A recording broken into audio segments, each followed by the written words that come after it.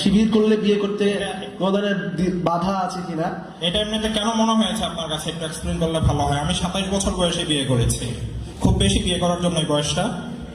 বাপ্পি কয় বছরে? 31। এটা এমনি মনে হয়েছে কেন আপনার কাছে, বলেন তো দেখি। ভাই মনে হওয়ার কারণ হইলো কেউ বলছে আপনাকে এটা? আমাদের জাহিদ ভাইও বিয়ে করছে কিনা জানি না, কিন্তু বয়স তো অনেক। যাই হোক, এখানে আপনারা যারা শিবিরের আছেন কেউ বিয়ে করছেন কিনা এটা একটু আমার কন। আপনি বিয়ে করছেন কিনা? আমি শিবিরটা হচ্ছে ছাত্র শিবির।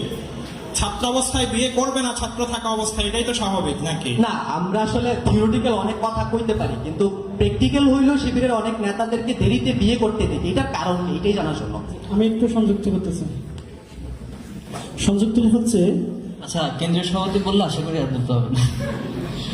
তো প্রথমত হচ্ছে বাংলাদেশের আর্থসামাজিক কিছু বিষয় রয়েছে যেটা আপনি দেশের মানে বাংলাদেশের বাহিরের কান্ট্রিগুলোতে পাবেন না।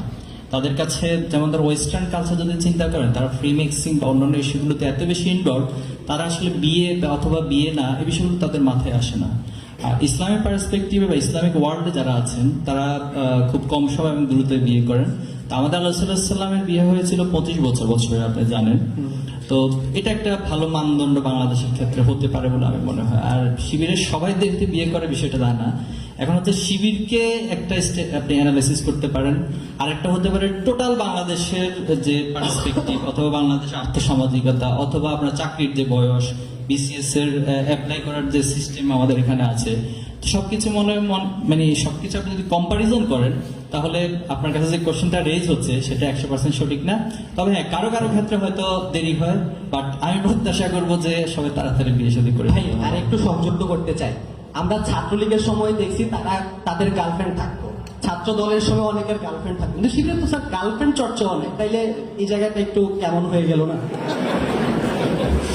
আচ্ছা ঠিক আছে, আমার মনে হয় বিষয়গুলো আমাদের কাছে ক্লিয়ার। বাট আপনি তো চান যে সবাই তাড়াতাড়ি বিয়ে শাদী হোক, তাই তো? ইনশাআল্লাহ আল্লাহ সবাইকে তৌফিক দান করুন, আমিন। প্রশ্ন ছিল শিবির থাকা অবস্থায় কি বিয়ে করতে পারবে?